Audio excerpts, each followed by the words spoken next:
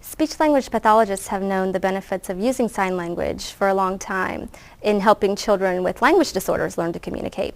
And signing actually provides an easier means of communication for children that are not using verbal skills. So it only makes sense that that will also hold true for children, typically developing children. When a parent communicates with a child, they oftentimes will use several words in a sentence. And children, a typically developing 9-month-old, can understand only about 5 to 10 words. So if a parent says to a child, "Do you want something to drink?" as they sign the word drink, that's going to really help not only give a visual cue, it's going to give a visual cue of that word, and it's going to help the child understand that better. By inserting the sign language as part of the communication mode, the child is then able to express in simple terms that I would like more cookies or I would like a drink of milk. Now, they're not going to say a complete sentence, but they're going to give you the concept. And then we heard of some research that actually says the sign language is a foreign language. It is a language in itself. And that kind of helped us, well, then we'll continue to do this.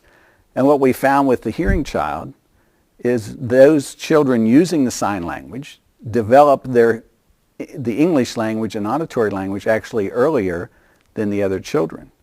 Because they're using the foreign language, they're just training it over into their natural language. The parent feedback that we have has come in that they're so happy that they are bonding better with their child and being able to communicate some simple concepts to the child without having to go through the frustration of other parents having hearing kids and the child's crying away. And we have to, as a parent, we had to guess, okay, now I just changed the diaper, we just fed them an hour ago. Are they comfortable? They're not comfortable.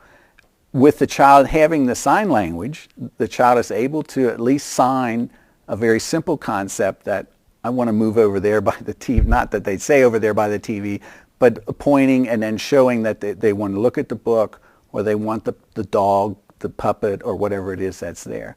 So the parent and child are now bonding more and quicker than what has been done in the past. With our second child, we started signing at birth. We knew a few signs from our older child, and so we started doing those 3 or 4 signs right away, and at about 5 months he started signing milk back to us, which was really exciting. So he was early, and then he didn't do a lot back to us, but we had all done, milk, eat, and sleep. And one afternoon actually, we were having a very difficult time with him. He's usually a wonderful child, usually very happy and easygoing. It's just a great baby, but he was fussy and crying and complaining. He had just eaten, and we changed his diaper, and we tried to give him some more milk, and he just was fussing and complaining, and I didn't know what to do. So Carl was holding him and trying to get him to relax and bouncing him up and down. And finally I go, "Are you hungry? Do you want to eat? Do you want some milk? Do you want to sleep?" And he went, and we laid him down and he rolled over and he fell asleep. And it was, so he recognized it and could communicate with us even though he wasn't making the signs. So that was really exciting. The most important thing you can do with your child is communicate. And infants are capable of understanding so much more than they can express early on. Actually, children do not start using true words until about 12 months, but it's actually been shown that they can sign as early as 8 months.